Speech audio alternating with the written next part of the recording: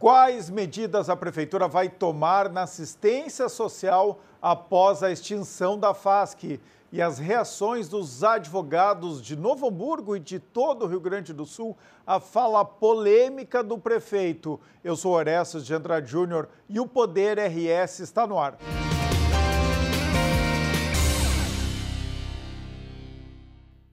O Poder RS tem o apoio de OAB-RS em defesa da advocacia e da cidadania. Quinta do Morgado, suco de uva pura, Quinta do Morgado. Pensou em inovação, vem para Ubra, o vestibular 2025 tá on. Armas em Bom Gado, descubra o verdadeiro sabor da qualidade. E Vinhos do Mundo, que tem mais de 1000 rótulos em espumantes e vinhos para a sua adega. Poder RS também tem um apoio especial do Grupo PES, que está fazendo do Marco Life Complex um novo tempo no litoral norte, em Capão da Canoa. Olha só, pessoal, desde o início do ano, ele já foi presidente da FASC, vereador e hoje é secretário municipal. Hoje eu recebo aqui no estúdio meu amigo Matheus Xavier, secretário de Assistência Social de Porto Alegre, para falar sobre a extinção da FASC e as mudanças no atendimento das pessoas em vulnerabilidade aqui na nossa capital. Bem-vindo ao Poder RS. Boa tarde, Orestes. Boa tarde a todos que nos assistem. Muito obrigado pela oportunidade. Estou à disposição aí para a gente conseguir tratar sobre esse importante tema que é a transformação da FASC, Fundação de Assistência Social e Cidadania, para agora a Secretaria Municipal de Assistência Social, que isso tem o objetivo de potencializar a assistência social de Porto Alegre. Antes de nós falar disso, eu sempre que trago alguém pela primeira vez no Poder RS, gosto, que o meu convidado se apresente um pouco, Então, já te conheço, já foi candidato a vereador, fez ali na primeira eleição, tu é muito jovem, Quantos anos? 32. 32, então a tua primeira eleição, tu estava com quanto? Com 28. 28 votos, fez 1000 e tantos votos, uma campanha muito localizada ali no bairro Cristal, que é a tua região, é isso? Uhum. Agora, na última eleição, já triplicou o número de votos, mas ainda fazendo, Matheus, uma campanha muito localizada ali, Cristal, arredores, Zona Sul. Exatamente. Bom, agora já assumiu como vereador, foi presidente da FASC, é secretário municipal. Então, assim, o potencial agora de crescimento de votos na cidade inteira certamente vai se concretizar. Mas te apresenta aqui para o meu telespectador. Bom, meu nome é Matheus Xavier. Nascido e criado no bairro Cristal, que é nosso local, ali onde a gente tem feito um trabalho comunitário, onde a gente tem sido reconhecido pela nossa comunidade, pelas melhorias que a gente busca e por todo o trabalho que a gente tem feito empenhado em melhorar a qualidade de vida da nossa região, porque eu acredito muito nisso, Alex, que a política cada vez mais é estar próximo das pessoas e eu acho que as eleições municipais mostraram muito isso, Conseguiu fugir dessa polarização nacional, justamente porque tanto a eleição de prefeito como a de vereador é a que está na ponta ali, Conhecendo a realidade das pessoas, conhecendo o dia a dia delas. E eu acredito muito que a minha eleição foi um reflexo disso, que as pessoas querem o político, o representante deles, próximo deles e conhecendo a realidade que eles vivem. Tu ficou de primeiro suplente? Fiquei de primeiro suplente do PSDB. Primeiro suplente do PSDB, aliás, que repetiu os 4 vereadores, numa eleição muito dura, onde todas as votações dos vereadores aumentaram bastante, Matheus? Então foi uma eleição realmente muito disputada. O PSDB perdeu o vereador Ramiro Rosário, mas mesmo assim conseguiu garantir as mesmas 4 cadeiras de quando tinha o prefeito, Nelson Marquesan, e tu fez uma votação ali que por pouco também não entrou e agora foi valorizado, então, presidindo a FASC. Me conta como é que foram esses primeiros dias, então, como presidente da FASC, primeiros dias no ano, e essa transição de extinção da FASC e agora com todas as atribuições dentro da tua secretaria. Claro, desde o primeiro momento, quando a gente foi chamado a participar da gestão do prefeito Melo, ele nos pautou que a assistência social neste segundo mandato é prioridade do governo. Ele até externou isso na eleição também, que acabou sendo uma pauta que no primeiro mandato acabou não conseguindo desenvolver da melhor forma possível, muito pelo sombreamento que existia da Secretaria de Desenvolvimento Social com a FASC como fundação, A gente tinha uma dificuldade de determinar quem era a executora e quem era que fazia a política pública da assistência, Então agora com essa mudança e a transformação da FASC para a assistência social, a gente tira esse problema. Hoje a gente tem, onde era a Secretaria de Desenvolvimento Social, ficou a SMID, que é Desenvolvimento Humano e Inclusão, que cuida das pautas identitárias, desenvolvimento de emprego e renda, e nós, como assistência social, cuidando da parte de assistência social, política pública do SUAS, atendimento à população de rua, toda essa pauta que é importante, que é da assistência social, que eu digo a assistência social raiz mesmo, está toda agora na Secretaria de Assistência Social. E a Secretaria está funcionando onde era o prédio da FASC? Exatamente, no mesmo local, no prédio da FASC, ali na Ipiranga 310. Na verdade, foi uma mudança organizacional, né, de gestão. Na prática, né, quem fazia esse atendimento direto sempre foi a FASC e continua sendo. Agora só com o nome de secretaria, é isso? Exato, o que a gente vê como vantagem é indo para a direta. Primeiramente, a gente tinha uma defasagem dos servidores públicos da FASC como fundação, que tinham um ganho menor do que na administração direta em mesmos cargos, e agora indo para a direta a gente consegue não ter mais essa diferença salarial, então os servidores da fundação tiveram um ganho em seu contra-cheque, e também a gente conseguiu botar... De quanto por cento, em média? A gente é que varia muito de acordo com o cargo, assim, mas foi os ganhos significativos, assim, foi bem boa essa saída para... Quantos funcionários tinham na FASC? Hoje são mais de 250 funcionários na FASC. 250. Exatamente. Todos, então, foram incorporados pela administração direta. Todos, a gente não teve nenhuma demissão, nenhum desligamento, e todos eles foram levados junto à secretaria, como também o serviço. Nenhum serviço foi descontinuado, pelo contrário, a gente, estando como Secretaria de Assistência, o objetivo é potencializar a assistência social da nossa cidade, né? E conseguir falar de igual para igual com outras secretarias que a gente sabe que são importantes também nesse processo, como é a saúde para questões de problemas de saúde mental, que a gente tem hoje muitas pessoas em situação de rua, a empregabilidade também que a gente precisa para dar um encaminhamento, porque a gente tem que sempre deixar muito claro que a assistência social é um meio, né? Ela não é um fim para essas pessoas. Essa é uma visão diferente do prefeito Melo, né? Que agora tem que ser executada por ti. Acredito que é a tua visão também. Exatamente. A gente acredita que a assistência tem que ser um meio para as pessoas, aquelas que nos procuram e que acessam os nossos serviços, são as pessoas que mais precisam, que estão numa situação de vulnerabilidade muito grande, às vezes perdas de vínculos familiares, perdas de poder aquisitivo, né, que buscam pelo CAD único os benefícios sociais da nossa cidade. Então a gente tem que ter sempre essa clareza de que a política de assistência social ela é um meio para essas pessoas, mas ela não pode ser um fim. Quantas pessoas estão no CAD único, né, que são consideradas pessoas que precisam de assistência social em Porto Alegre? O CAD único hoje tem mais de 400 mil cadastros em Porto Alegre, né? Mas a gente tem de atendimentos na nossa cidade em torno de 200 mil atendimentos por mês. Entre nossos CRAS, CREAS, nossas bastante equipes. Gente, né? Bastante em torno gente. do que 15% da população da capital? É uma máquina gigantesca, um trabalho fantástico, que é também um desafio nosso, é conseguir mostrar esse trabalho que a assistência social faz, né? A gente sabe que muitas vezes a notícia ruim vende mais do que a boa, né?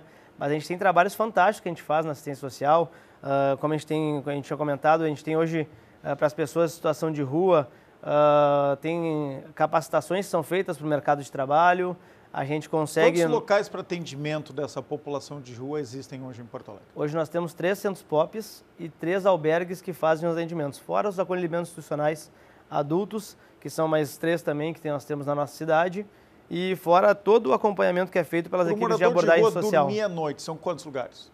Hoje a gente tem em torno de albergues, a gente tem em torno de 250 vagas em albergues na nossa cidade. 250 vagas em quantos albergues? Em 3? Em 3 albergues, exatamente. Onde é que eles estão localizados? Eles estão localizados, um no 4º distrito, outro na Zona Norte e outro ali no Ipiranga, que é o Dias da Cruz, mais conhecido do pessoal, né? Então, cobrindo toda a cidade aí, né? Uma área Exato, mais central da cidade, Zona Norte e Zona Sul. E aquela reclamação dos próprios moradores de rua que eles não podem levar os pets para ficar com eles à noite. Isso ainda acontece? Tem algum que recebe? A gente tem essa dificuldade que a gente tem durante os últimos anos, em função de pandemia, em função de enchente, acabou que o número de pessoas em situação de rua vem crescendo nesses anos.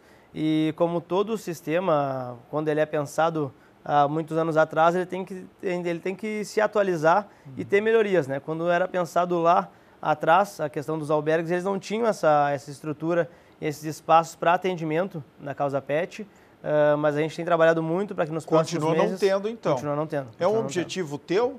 Exatamente. Criar esses espaços? A gente tem trabalhado muito porque Nos 3 albergues? Nos 3 albergues. A gente tem, na verdade, nosso objetivo... Secretário? A gente depende um pouquinho da burocracia estatal, que a gente sabe que não é fácil, licitações e tudo mais, mas a gente tem trabalhado bastante, porque o nosso objetivo justamente é mudar o formato que hoje é feito na nossa cidade. Porque hoje a gente tem um restaurante popular que é num local, a gente tem um centro pop que é em outro local e um albergue em outro local. Então a pessoa em situação de rua, ela passa o dia inteiro andando pela nossa cidade buscando atendimento. A gente quer centralizar esses atendimentos, regionalmente falando, em pontos que a gente consiga ter no mesmo local o restaurante popular, o atendimento, o serviço de convivência durante o dia e muito próximo dali também a albergagem, porque é para ela não precisar ficar a ideia andando é boa. pela cidade. Vamos lá para a principalmente prática. Esses criar locais o já vínculo, estão né? escolhidos na cidade? A gente já tem, só que a gente está num processo ainda embrionário, que é a questão dos terrenos, né? E aí tem todo o processo de licitação. Mas a gente acredita que até o final do ano, início do ano que vem, teremos que construir novos locais. Exatamente. Quanto tempo vai levar isso? 2 anos, 3 anos? Se eu te disser, não, é para ser menos, né? Eu espero que seja menos. Mas se eu te disser uma data, também sabe que... Não, mas eu conheço a administração pública, Exato. né? E não sou aquele jornalista, qual é o mês e o ano que isso vai acontecer. Tem tantas variáveis, né, no serviço público que fogem do controle dos gestores. Mas qual é uma ideia, né? Otimista ou realista? Fazer isso em 1 ano, dá tempo? 1 ano e meio, 2? Por isso que eu estou jogando. Ó. Eu acho que se isso for feito, né, essa centralização do atendimento em 2 anos, com toda a burocracia que a gente conhece, acho que está muito bem feito. O nosso objetivo é dentro desse prazo. Porque a gente tem isso como prioridade nossa. A gente, nesses primeiros 2 meses, conseguiu diagnosticar que nós temos essa demanda de atendimentos, de espaços que a gente precisa para acolhimento das pessoas. Mas esse diagnóstico não estava pronto antes? Por que todo gestor que chega, isso, governo federal, governo estadual, governo municipal, sempre todo mundo tem que fazer um diagnóstico? Eu acho que cada um tem um tipo de metodologia e talvez algum tipo de prioridade que dá na gestão que se faz, né? A nossa, desde o primeiro dia, como eu te comentei, o prefeito Melo nos disse que é a prioridade nossa a questão da assistência social e enfrentar esse problema de situação de rua. Então, desde o primeiro dia que a gente está lá, a gente vem diagnosticando todo o caminho que a pessoa em situação de rua faz na nossa cidade e onde a gente consegue melhorar cada equipamento. Pelo menos não demorou aí meses, né? O diagnóstico foi feito em 2 meses. Quantas pessoas também, é um número difícil de dar exato, mas uma ideia. Quantas pessoas em situação de rua a gente tem hoje em Porto Alegre, secretário? Importante a tua pergunta, Aurélio, que hoje a gente tem os dados que são do CAD único, né? O nosso problema do CAD único é que ele é autodeclaratório e ele é atualizado de 2 em 2 anos. Então a gente tem um censo que está acontecendo... CAD único, para explicar aqui para as pessoas, é o cadastro único que o cidadão vai lá e coloca seus dados. Exatamente, ele vai num CRAS, num CREA, alguns serviços centralizados nossos, faz ali a escuta, mas é autodeclaratório, né? Então... É a identidade de cada cidadão perante os governos. Exatamente. Então, pelo CAD único, a gente tem em torno de 5 mil pessoas, mas a gente está fazendo um censo... Que declararam que estão em situação de rua. Isso, mas se elas declararam hoje ou declararam há 2 anos atrás, tem essa questão, porque... Mas historicamente sempre se falou entre 2 e 4 mil pessoas nas ruas. Então, assim, não é algo tão diferente disso. Sim. Mas é um contingente grande. E aí só tem 250 vagas para acolher essas pessoas à noite. É por isso que a gente vê muita gente nas ruas ainda. Aliás, cada vez mais. Eu acho que é a pior situação, né, de pessoas em vulnerabilidade morando e ficando nas ruas. Não, tu tem razão no que tu falas e não é um problema só de Porto Alegre, é do mundo inteiro, né? Sem culpar nenhum gestor, a gente viveu pandemia em Porto Alegre, enchentes, né? Então, deixando isso bem claro. Não, e é um problema das metrópoles no mundo como um todo, né? Mas a gente não pode usar esses dados para não fazer nada. Pelo contrário, né? A gente tem usado esses dados para conseguir dar mais prioridade para essa pauta e conseguir buscar soluções de forma mais rápida possível. Por isso, como eu te comentei, ali desde o início do primeiro dia da nossa gestão, a gente tem trabalhado em diagnosticar da forma mais rápida e da melhor possível para a gente conseguir tomar decisões e conseguir tomar atitudes que consigam levar para um caminho de resolução do problema que a gente sabe que não vai resolver todos os problemas, né? Mas que a gente consiga melhorar muito a situação da nossa cidade. Vamos falar de emprego, então, que inclusive, né, eles servem para tirar essas pessoas em vulnerabilidade, tirá-las das ruas. Qual é a sua estratégia para garantir? Tem uma crise do emprego aqui, né? Todo empresário que eu recebo, presidente de entidade, ele diz, olha, falta mão de obra. Claro, falta mão de obra qualificada. Mas como qualificar essa mão de obra, então, que precisa de emprego e, do outro lado, né, alcançar elas para as empresas que estão necessitando de mão de obra? Isso, acho que essa mudança das secretarias também vai deixar bem clara e vai ajudar a gente conseguir fazer esse encaminhamento, que hoje a Secretaria de Desenvolvimento Humano e Inclusão é que está responsável pelo Cine e pelos serviços de capacitação e todos os equipamentos de capacitação que a gente tem na nossa cidade. Dentro dos nossos equipamentos de assistência social, a gente tem feito muito trabalho de conversar com as empresas, de conseguir, dentro dessas equipes de abordagem e de acompanhamento nos CRAS e CREAS, que fazem esse vínculo com as pessoas em vulnerabilidade, conseguir conhecer quais são as necessidades delas e justamente conseguir encaminhar junto ao Cine, junto às empresas da região, que muitas vezes, como os nossos serviços são regionalizados, a gente tem 23 CRAS e 9 CREAS na nossa cidade, em regiões diferentes da cidade, a gente consegue ter muito vínculo com a comunidade, vínculo com a região, e isso acaba ajudando as equipes, que são os técnicos de assistência social e psicologia, a fazer esse acompanhamento com as famílias e também conseguir encaminhar e conversar com a comunidade como um todo, uma forma de melhor encaminhar para os serviços da região também. Quais outras prioridades, né, estão aí nas tuas metas na Secretaria, Matheus? A gente tem como pauta principal a questão da situação de rua, que acho que é o problema que todo o cidadão da nossa cidade enxerga no dia a dia. É ruim para os negócios, né? É ruim para o turismo, mas especialmente, claro, para as pessoas que estão, né, nessa situação terrível, que é não ter a própria casa. Então, assim, se o senhor conseguir fazer nesse mandato aí de 4 anos agora, do segundo mandato do prefeito Melo, conseguir unificar esse atendimento e ampliar as vagas, porque ela é fundamental, vai sair como um dos melhores secretários da pasta. A gente espera que seja assim, né? A gente vai trabalhar muito para isso, dedicação e empenho não vai faltar. Mas nossas pautas prioritárias são a questão da situação de rua e do trabalho infantil, que também, junto com as calamidades, com as enchentes, acabou que a gente teve um aumento desses indicadores. Como assim? Em algumas temos cidades. Trabalho infantil em Porto Alegre, então? Ainda temos trabalho infantil, diminuiu bastante nos últimos anos. Quais são os dados? A gente tem em torno de 400 crianças hoje em Porto Alegre, que são acompanhadas pelas nossas equipes em situação de trabalho infantil. Que fazem o que, secretário? Muitas vezes é porque a enchente acabou, principalmente nas regiões lá do Sarandi, Zona Norte, que foram muito atingidas pelas enchentes. Muitas famílias perderam a sua renda, né? Então acaba que hoje a venda de bala na sinaleira, é o pano de prato, tudo mais. A gente sabe que é para o sustento, mas que não tem como estar as crianças fazendo esse trabalho nas 400 crianças, né? Então, hoje, né, em situação de trabalho infantil. E a gente tem trabalhado muito para conseguir que as nossas equipes acompanhem todas elas. A gente tem conseguido ser exitoso nisso e tem trabalhado incansavelmente para conseguir vincular essas pessoas, vincular as famílias, né, porque é importante que as famílias tenham essa consciência também, e tirar essas crianças da situação de rua.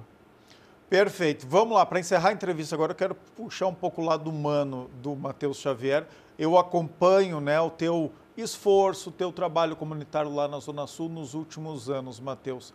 Agora, e sempre buscando se eleger, deu na trave agora, né? Primeiro suplente. Bom, mas assumiu um papel importante, talvez até mais relevante, né, do que, sem desmerecer os vereadores, mas assim um papel executivo, né, onde a gente consegue enxergar os resultados das nossas ações. Como é que foi assumir esse desafio? Já caiu a ficha para a família, para os amigos? Como é que o Matheus Xavier está se sentindo? Estou muito feliz com o desafio. Para mim é muito bom estar nessa situação de secretário de assistência social. Eu que venho do terceiro setor, vim do movimento estudantil, trabalhei e estou aqui em função do trabalho comunitário que a gente fez na nossa região. Então, para mim, estar nessa pasta que, para quem gosta de política pública e de impactar positivamente na vida das pessoas, é a melhor secretaria que tem, né? Tem que gostar de gente. Exatamente, a gente gosta muito de gente, estamos trabalhando muito por elas. Qual é teu sonho? Meu sonho é conseguir deixar um legado do trabalho por onde a gente passar, porque eu acho que o resultado político é consequência do trabalho bem feito. Então, se a gente fizer um trabalho bem feito pelas pessoas e conseguir atingir positivamente a vida delas, o resultado político vem a natural. Tu tá com umas respostas muito padrão, tá? Vem mais com o coração, Matheus. Vem mais com o coração. Aqui eu sei que tua assessoria tá por aqui, tal. Solta o coração. Não, mas tô... Magalhães, aqui, ó, desliga a câmera agora, aqui, ó. Vou desligar um pouquinho, tá? Vou falar bem baixinho aqui. Como é que é o prefeito Melo como gestor? Vou te dizer que eu nunca tinha trabalhado... Verdade. Vou te dizer que eu nunca trabalhado com ele. Me surpreendi positivamente muito, porque ele conhece a cidade e vive a cidade. Eu acho que o gestor que, tanto o prefeito como o secretário, que ficar num gabinete, no ar-condicionado, tomando decisão, porque impacta na vida das pessoas, não funciona. Então, ele pega o chapéu de palha e anda pela cidade mesmo? E anda pela cidade. Então, a pessoa tem que... Melo aqui, ó, levantei a bola, ele cabeceou aqui, Então, acho que todo gestor público, como o prefeito Melo, tem que estar na rua conhecendo a realidade das pessoas. Esse é o foco. Ele já te ensinou a fazer alguma comida boa? Não tive essa oportunidade, Não te quero deu ser nenhuma convidado. receita, e nada? pelo meu porte físico, deve ver que eu gosto de Ele já me comer, ensinou né? a fazer torresmo, inclusive Aí. aqui no Poder RS. Nada? Nada ainda, mas Então eu espero ser pede convidado pro prefeito, para uma janta. Eu sei que ele é bom na janta, né?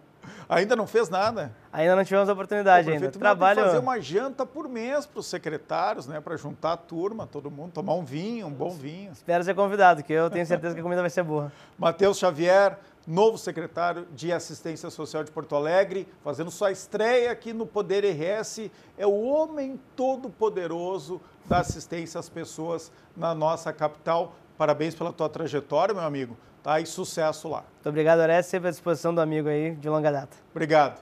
Olha só, pessoal, o jornalista Ico Thomas é o correspondente do canal Multi RS nos Estados Unidos e nos traz agora todas as informações sobre o festival SXSW. Boa noite, Ico.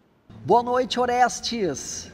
E o festival SXSW aqui em Austin, no Texas, já vai se encaminhando para o seu final. Neste momento, a tecnologia e a inovação dão espaço aí para música e cinema, já que o festival é todo pensado e elaborado para esses 4 pilares, né? Tecnologia, inovação, cinema e música. A cidade agora praticamente vira uma festa, mas algumas palestras acontecendo também falando sobre inovação, com certeza. Assisti uma que fiquei bastante encantado e pensativo. Um dos maiores especialistas do mundo em inteligência artificial, o Ian Beecraft, falou algo que eu fiquei pensando durante um bom tempo. Que a habilidade mais valiosa para os próximos aí 10 anos, olha só, vai ser a de se adaptar, a desaprender hábitos antigos e aprender novos. Olha só que interessante isso. A reinvenção vai ser um valor maior que a otimização. Interessante isso, né? Desaprender hábitos antigos e aprender novos. Esse futurista ficou mais de 1 hora falando a respeito desse assunto e fez todo mundo na sala ali pensar, com certeza. Hábitos antigos aí, né? Que tu tem que realmente repensar, mudar. Coisas que tu pode fazer ainda no futuro. Né? Hoje em dia a pessoa não precisa mais, né, nascer e fazer só uma coisa. Pode fazer algo até os 30, dos 35 aos 60 fazer outro, dos 60 em diante fazer outra coisa, né? Eu quero tudo na vida, eu quero fazer tudo. Então o grande futurista Ian Beecraft fez todo mundo pensar na sala a respeito disso. Daqui a 10 anos, então, a habilidade mais valiosa vai ser essa, esquecer esses hábitos antigos e aprender novos. Quem conseguir isso, com certeza vai estar muito bem. Certo, pessoal? Voltamos amanhã conosco aqui no SXSW. Ubra, a nossa Ubra, também Massas Romena, Opinião Produtora, 5 Viagens, MI Agência Digital e Biocos. Até mais! Nesta terça-feira, a Ubra recebeu a visita do embaixador de Ruanda no Brasil. O objetivo do encontro foi apresentar a estrutura e as potencialidades da instituição. O embaixador de Ruanda visitou inclusive aqui a sede do Multi RS, eu acompanhei ele, olha só. Laurence Manzi, embaixador de Ruanda no Brasil, conheceu o campus da Ubra em Canoas e participou de um encontro com representantes da instituição nesta terça-feira. A troca de experiências destacou a importância de fortalecer parcerias entre diferentes nações e culturas para o desenvolvimento de áreas como saúde, educação e tecnologia. A internacionalização é muito importante para a universidade, então ampliar esses convênios, isso traz uma importância muito grande porque possibilita ampliarmos os contatos com a África, né? Então temos trabalhado muito nesse sentido para ampliarmos esses convênios. Lawrence chegou há pouco mais de um ano no Brasil para ocupar o cargo de embaixador. Ele tem experiência em políticas públicas e direitos humanos. Foi primeiro conselheiro na missão permanente de Ruanda para as Nações Unidas. Então, o embaixador falou que ele está honrado, né, para estar aqui hoje na universidade, a primeira visita de trabalho aqui no estado do Rio Grande do Sul, e conversando com a equipe do pró-reitor e aqui na universidade, o que marcou ele muito é a visão que tem na universidade e o intercâmbio que já tem, os acordos que UBRA tem um acordo com um país na África e vai ter mais, e as conexões, né, que a universidade tem. Então, isso para ele é muito importante. Essa é a primeira vez do embaixador aqui no Rio Grande do Sul.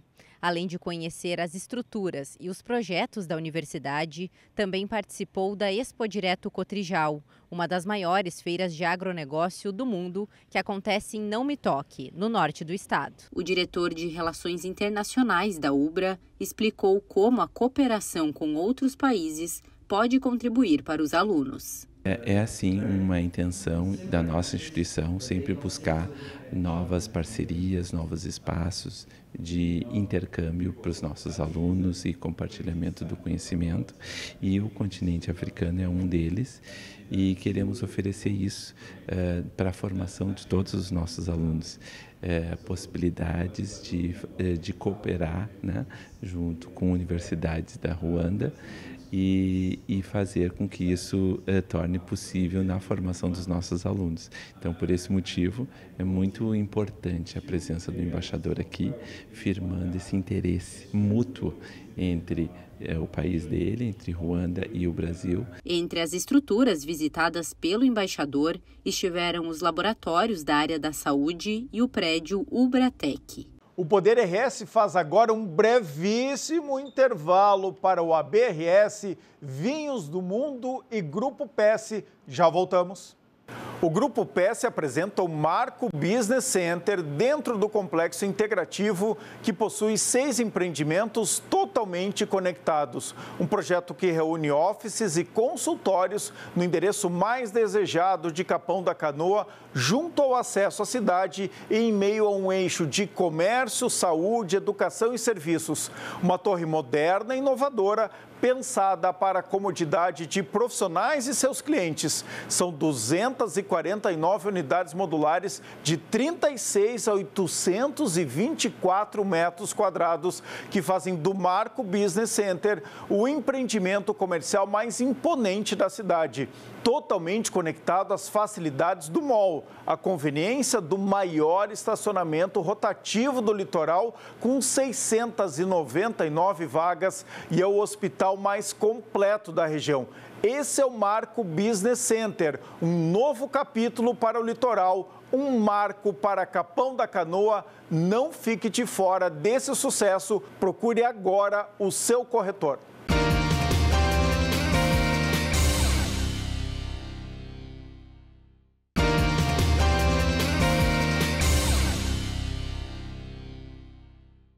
Na UBRA você tem futuro com raízes sólidas. O vestibular 2025 está on. São mais de 30 opções de cursos presenciais, híbridos e EAD para você estudar com flexibilidade. E por falar nisso, sabia que você pode ingressar no curso dos seus sonhos por vestibular, nota do Enem, transferência ou segunda graduação? Aqui você tem condições de pagamento super especiais, com opções de parcelamento e financiamento exclusivas, além de descontos imperdíveis. Estude com equilíbrio entre a teoria e a prática, com uma infraestrutura que oferece a melhor experiência e ultrapasse fronteiras, com oportunidades de intercâmbio. Acesse ubra.br/vestibular e matricule-se. UBRA, nossas raízes são do Sul.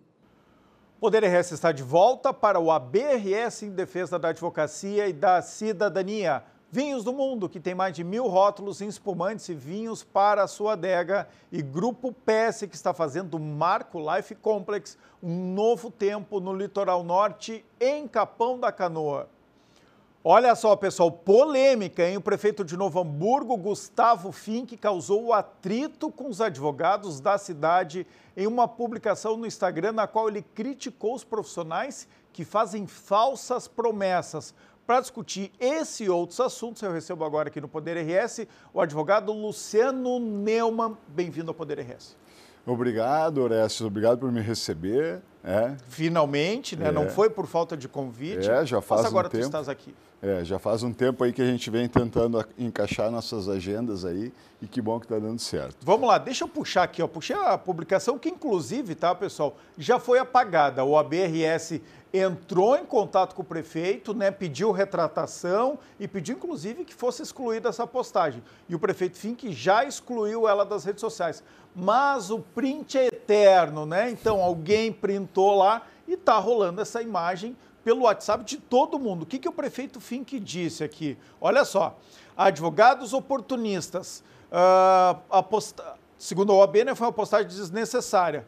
Deixa eu pegar aqui o que o prefeito disse. População de Novo Hamburgo, não se deixe enganar por advogados oportunistas que estão cobrando até R$ 4.500 com falsas promessas. São oportunistas que agem na dor e na desinformação da população mais humilde de Novo Hamburgo. Novo Hamburgo tem prefeito, Novo Hamburgo tem responsabilidade. Bom, a postagem, pessoal, para dar o contexto, está diretamente ligada às notificações da prefeitura para a retirada de famílias em áreas irregulares, que estabelecendo um prazo aí de 30 dias. Depois do início das notificações e da repercussão do caso, diversos advogados se mobilizaram para defender as famílias que residem nesses locais. Nada mais natural que isso aconteça, certo?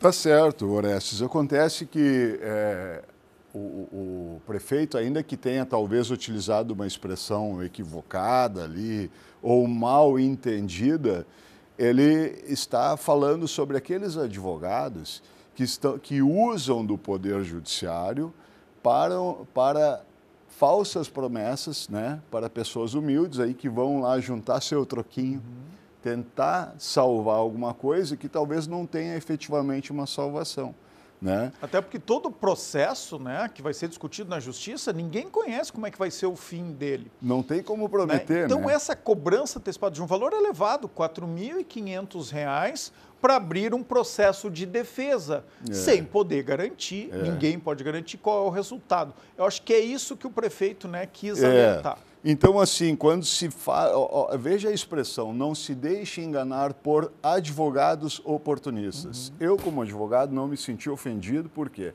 Porque eu não sou oportunista. Sim. Tá bem?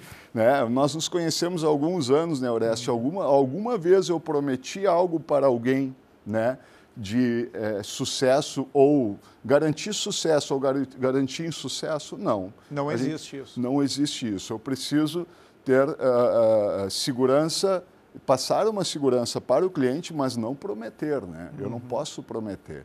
Então, eu acho que foi nessa linha. Inclusive, a tabela da OAB prevê isso, né? Valores para uma consulta jurídica. Exato. Né? E depois, quase sempre, todos os processos judiciais, eles são feitos, né? Os advogados são remunerados conforme o resultado, né? Por percentuais que são gerados pelas ações. É isso? Exatamente. E o próprio procurador de Novo Hamburgo, né? Ele respondeu como instituição, como procurador, a essa publicação, né? Dizendo, em nome da Procuradoria-Geral do município, reitero o bom relacionamento mantido ao longo de décadas pelo Executivo junto à subseção da OAB de Novo Hamburgo e ressalto que em momento algum o município buscou denegrir a imagem da categoria, entre outras expressões assim que não vale transcrever aqui, né?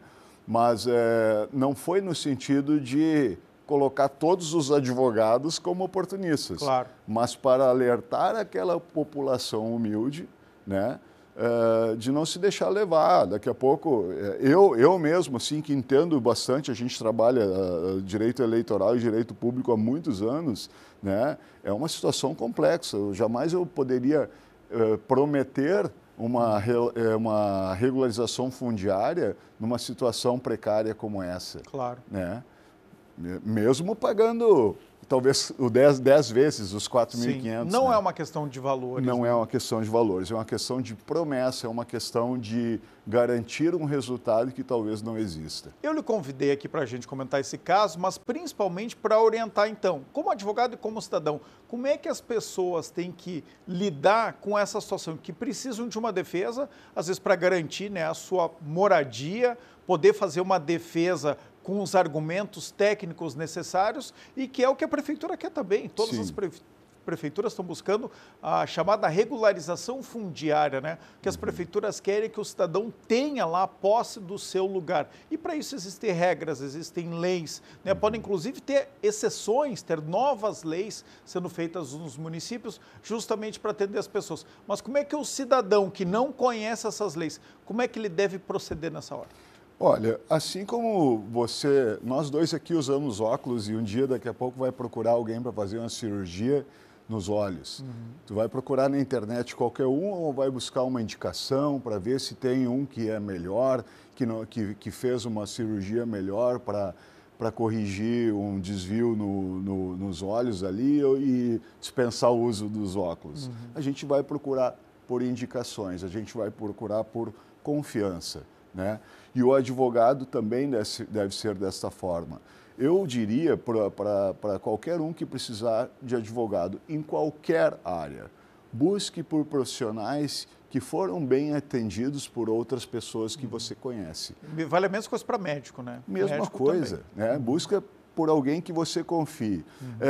Orestes, olha só. E uma boa pesquisa também, nas redes sociais, no Google, também ajuda. Também. Bom, escolher o nome de um advogado, ou está entre 2 ou 3, coloca no Google, vê se tem reclamações sobre o trabalho desse escritório, desse advogado, porque hoje em dia está muito fácil, né? Acho que as redes sociais democratizaram o acesso à informação e também deram voz para muita gente. Então, se eu sou mal atendido por um médico, por um advogado, por um jornalista, por qualquer profissional, muitas pessoas vão para as redes sociais e registram isso. É verdade. Tem até um site muito conhecido, o Reclame Aqui. Então, assim, essa pesquisa virtual também é fundamental. Também é, mas eu acredito que o Reclame Aqui, para essa atividade de profissional, não ajuda muito. Agora, veja bem como é a nossa relação no nosso escritório com os nossos clientes, né? A gente praticamente não faz contrato. A gente faz o contrato para lembrar o que combinou. Não é por uma questão de que é necessário assinar para que o contratante, no caso a pessoa que contratou o advogado, eu preciso deixar claro quando ele vai pagar os honorários, né? Ou o que na verdade, o contrato ele serve para delimitar bem o objeto, qual vai ser a defesa ou qual vai ser a ação judicial que eu vou fazer em favor dele e até que grau de jurisdição, certo? É para isso. Então, os dois assinam para a gente ter um lembrete, porque... É para deixar escrito aquilo que foi combinado. Para deixar escrito aquilo que foi combinado, porque 99% das nossas relações profissionais entre advogado e cliente são de confiança. De extrema confiança. Exatamente. Então, a gente não precisa vender nossa imagem para esse cliente porque ele já confia na gente. Ou ele veio por meio de uma outra pessoa que já confia na gente. É assim que se constrói a relação entre advogado e cliente e é também desta forma que eu acredito que as demais pessoas devem procurar por profissionais nas áreas específicas. Né? Só que não é teoria, tá, pessoal? E nem foi combinado, mas eu já contratei o advogado aqui, o Luciano Neumann, para fazer algumas campanhas eleitorais que eu participei e foi por indicação. É verdade. Nosso amigo em comum, Rodrigo Cirângelo, um outro advogado, né, que indicou lá o seu escritório especializado em direito eleitoral. E aí a gente começou a conversar sem nos conhecermos e é isso. E seguimos trabalhamos por um bom tempo juntos. Então essa indicação realmente funciona. Deixa eu aproveitar seus conhecimentos eleitorais para tratar de um outro tema que surgiu ontem aqui no Brasil e que está causando dúvidas, inclusive, né, no nosso telespectador, na população em geral. É a mudança do foro privilegiado, que já tinha ocorrido, né, uma modificação recente, em 2018, e eu queria que o senhor desse esse contexto. O que mudou lá em 2018? 2018. E agora, que decisão é essa do STF, que inclusive não foi por ampla maioria, foi por maioria, acho que foi 7-3 ou 7-4, né? 7-3 foi a votação, então causou uma certa divisão. O que mudou? Na verdade, assim, ó, eu tiraria mais a mudança de 2018. Tá. Eu vou trazer lá para a definição que aconteceu em 1999 ainda, tá? Para a situação atual, tá? Então, com a criação do foro privilegiado, até ontem, qual é que era a situação? O detentor do mandato eletivo, por exemplo, o prefeito, ele tinha o foro privilegiado para ser julgado nos seus crimes pelo Tribunal de Justiça, né, segundo grau de jurisdição, ou pelo Tribunal Regional Federal da 4ª Região, nos casos em que envolve talvez verbas federais, né, que atrai a competência da União e, em virtude disso, atrai a competência federal. Daí vai para o Tribunal Regional Federal da 4ª Região. Quando ele perdia o cargo, este prefeito, tá, essa competência, esse foro privilegiado se esvaziava. Então, o processo que já estava tramitando ou no Tribunal de Justiça ou no Tribunal Regional Federal da 4ª Região passava para o primeiro grau, ou para a Justiça Federal ou para a Justiça Estadual, ou Justiça Comum, que a gente chama também. Que acabava acontecendo quase que sempre. Quase que sempre, porque um processo criminal, né, dificilmente ele termina em 4 anos. Vamos dizer que o prefeito não se reelege, né, e às vezes também não quer se reeleger justamente para perder o foro privilegiado. Né? Então ele prefere talvez deixar de colocar o nome na urna para a reeleição, sabendo do risco daquela ação penal que ele está tramitando. Né? Então, ele perde o foro privilegiado, muda de juiz e o processo, obviamente, dá alguns passos para trás. Começa praticamente de novo, Exatamente. Volta para a primeira instância. Né? Então, como é que surgiu esse julgamento? Foi por meio de um habeas corpus de um réu, um ex-senador da República, né? Que já foi deputado federal, foi senador e tal, e ele sustentou, então, que a competência pelo julgamento do crime dele era do STF, independente dele ter perdido o cargo, né? Dele não ser mais detentor do mandato eletivo. No caso dele, ele não queria voltar para a primeira instância. Ele não queria, ele queria que permanecesse no STF, talvez porque tivesse um manejo melhor na defesa, né? Ou porque entendesse que os ministros teriam um entendimento melhor para o julgamento do caso dele, né? E isso, no caso dele, tramitava já há 10 anos a ação penal e não tinha encerrado a instrução. Né?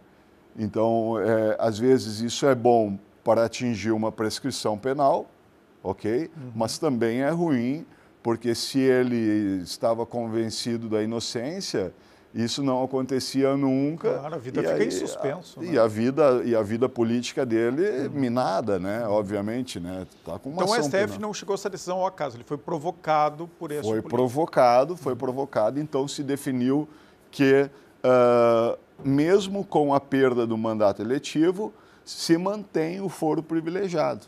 Decisão de ontem do STF. Exatamente, já estava tramitando. Agora, vamos lá, os bastidores do poder, é isso que eu gosto de contar aqui. Essa decisão do STF foi tomada agora, quanto tempo já estava tramitando no STF, o senhor sabe? Eu acho que talvez uns 2 anos, não sei. Tá. Então, agora, interessante o seguinte... Não está mirando o nosso ex-presidente Jair Bolsonaro, né, que sai também da presidência, perde o foro privilegiado, está sofrendo uma série de processos, como o ex-presidente Lula também sofreu, voltaram todos os processos para a primeira instância. Será que agora o STF não quer puxar o presidente Jair Bolsonaro? Pode ser que no âmbito da presidência da República tenha esse julgamento de natureza política, né? Não saberia te dizer com certeza, mas pode ser. Agora, pode ter essa intenção de alguns dos ministros. Agora, muito interessante o que aconteceu exatamente semana passada, tá? com um dos nossos clientes, que obviamente não posso aqui expor o nome, né? Mas enfim, estava tramitando um inquérito policial no Tribunal Regional Federal da 4ª Região, em virtude do foro privilegiado de um dos réus, né? Com a perda do mandato eletivo, então, o que aconteceu? O primeiro despacho do juiz, ele falou o seguinte: em consulta ao site do Tribunal Superior Eleitoral e da Prefeitura, constata-se que o réu fulano não mais exerce a chefia do Poder Executivo Municipal. Tal fato, em linha de princípio, afasta o foro por prerrogativa de foro que, ora, justifica a tramitação na presente investigação perante esse Tribunal Regional Federal da 4ª Região. Ante o exposto, antes de determinar a remessa dos autos a primeiro grau, intime-se a Procuradoria Regional da República para que se manifeste acerca do tema. A Procuradoria disse: não, eu entendo que deve ficar aí. Por quê? Porque o STF está julgando aquele habeas corpus. Então, segura aí. E a decisão ela saiu um pouco antes, dia 31 de janeiro, saiu a decisão declinando a competência. Um mês, né? Porque eu vou me livrar disso aqui, eu não quero fazer esse inquérito aqui. Não ignore que o sistema está sendo revisitado pelo STF, diz o juiz, no habeas corpus 2627. Porém, referido julgamento ainda não foi finalizado. Então, ele disse assim, tá, tudo bem, a Procuradoria da República disse que é para ficar aqui esperando, até porque o STF vai definir isso aí em breve. Mas eu não vou concordar. E mandou para a Vara Federal, se livrou. O que vai acontecer com esse processo? Porque o STF, no julgamento desse habeas corpus, disse o quê? Que aplica-se, inclusive, para os trâmites, os trâmites judiciais que ainda não finalizaram. Tá? Então, todos que foram determinados, pelo menos a princípio, que determinaram a descida por primeiro grau, devem voltar para o segundo grau. Vai encher as mesas, as gavetas, os armários dos ministros de processo do Brasil inteiro. Dos desembargadores, né? Porque vai subir do primeiro grau, vai subir tudo para o STF. Ou aí depende, né? Se é prefeito, vai para o TJ, no caso, ou o TRF, né? Ou seja, vai encher eles ainda mais de processos. Eu não vejo isso como tão ruim em termos, pode ser talvez em virtude do volume, pode ser, tá? Mas o que acontece? No judiciário, o que é melhor, tanto para o advogado quanto para aquele que está se defendendo, é a especialização.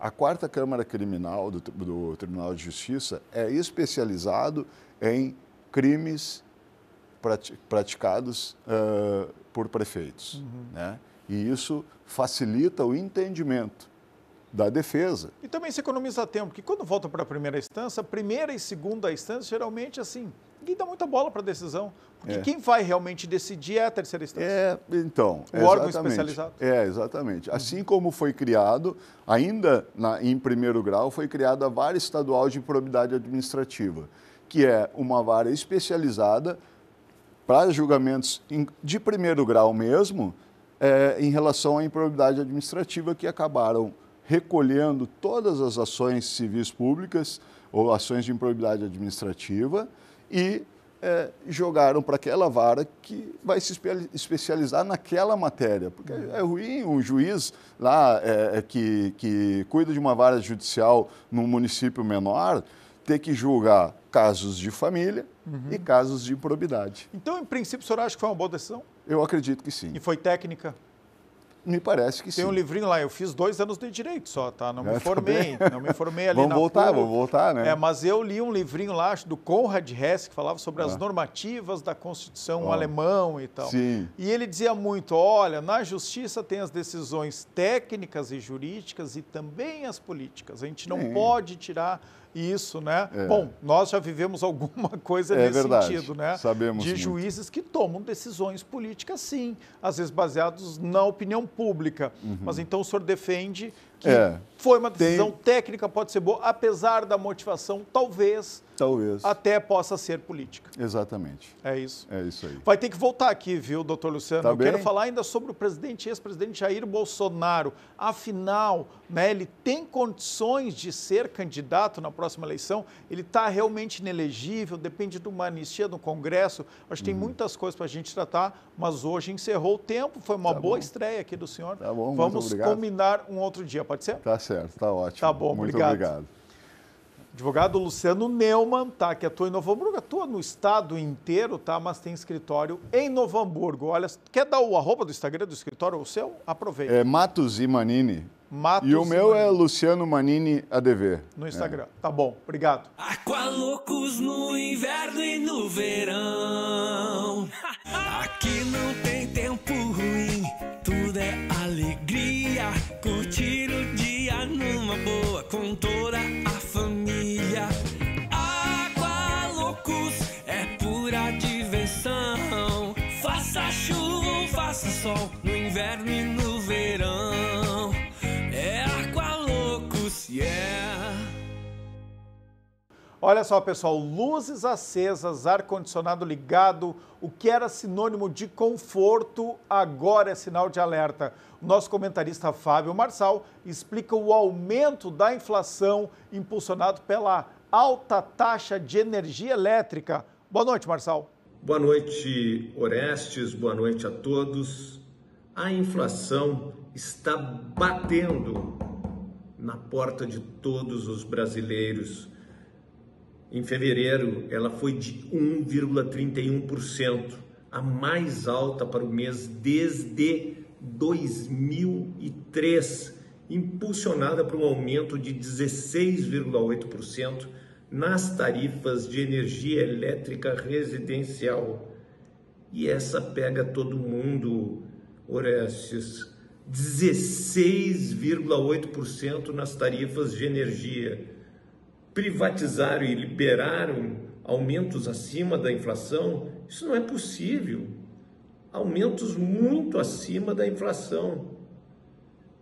Os preços dos alimentos e bebidas também subiram 0,7%, com destaque para a alta dos ovos da galinha de ouro do presidente Lula, que falou que estavam os ovos, uma caixa de ovos de 24 estava a R$40, na realidade aqui em Brasília você compra por 19, e o café moído, cafezinho de cada dia. Batata inglesa, arroz e leite longa-vida tiveram uma pequena baixa. Todos os grupos pesquisados pelo IPCA apresentaram aumento em fevereiro. Educação teve a maior alta nominal, com 4,7%, impulsionada por reajustes nas mensalidades escolares. Pegou toda a classe média. Não é só o pobre que está ferrado. Nós estamos também ferrados. A classe média se ferrou de vez. E o problema é que a solução a curto prazo não existe. E quando nós verificamos que no mundo Donald Trump está dando uma chacoalhada de aumento de tarifas, guerra tarifária, parece que as coisas não terão um final feliz este ano em relação à baixa de inflação. A gente tem que rezar que baixe, mas está cada vez mais difícil a redução da inflação aqui no Brasil. Orestes, boa noite a todos e até amanhã. O Fábio Marçal fala sempre em nome do restaurante Chavin, o melhor restaurante peruano de Porto Alegre. Entra no Instagram, @chavin.poa e confere o cardápio. Aliás, tem drinks especiais e exclusivos no Chavin, o melhor restaurante de Porto Alegre, eleito pela revista Sabores do Sul em 2024. Falando em comida, dúvidas na alimentação saudável, pessoal? Olha só, a nutricionista Vanessa Leite tem uma dica valiosa para contribuir com o emagrecimento e a sua saciedade. Pode rodar. colocar ou não gelatina no seu plano saudável.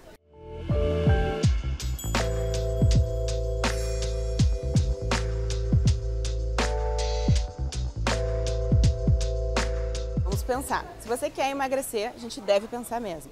Se você quer ter um estilo de vida mais saudável, mais natureba, não inclua. Por quê? Tem conservantes, tem adoçantes, então melhor não consumir. Mas quero ter uma vida mais saudável, porém eu tenho muita vontade de doce, eu tenho descontrole alimentar, eu tenho ansiedade. Chega um determinado momento do dia que eu fico enlouquecida e quero consumir várias coisas. O que você poderia consumir para acalmar? Porque assim, quanto mais água a gente toma, mais a gente preenche o nosso estômago, menos fome a gente tem. Isso são os estudos que mostram, não é só a Vanessa falando. Então, você pode estar optando por água ou inclusive por gelatina, porque aqui tem um pouco de proteína que te ajuda ainda mais na questão de saciedade. Qual a marca escolher? Gente, eu não vou ficar divulgando marca aqui, falando muito em marca, mas vem aí a dica. Olhe a lista de ingredientes e pense no adoçante que está sendo utilizado. O melhor é não consumir adoçante, mas os adoçantes melhores, sucralose, estévia, outros adoçantes, procure evitar. Então é assim que você vai escolher a gelatina. Quer ser natureba? Não consuma. Tem muita fome, muita ansiedade? Vamos pensar. E aí cuida a lista de ingredientes para descobrir qual é o tipo de adoçante que você está, qual é o tipo de adoçante que a gelatina utiliza e aí você vê se inclui ou não no seu plano. O melhor é sempre consultar comigo, com uma colega minha, porque a nutricionista é a profissional que cuida da alimentação, que entende tudo dos alimentos. Muito bem, por hoje é isso, pessoal. Poder RS fica por aqui. Tenham todos uma boa noite e fiquem bem.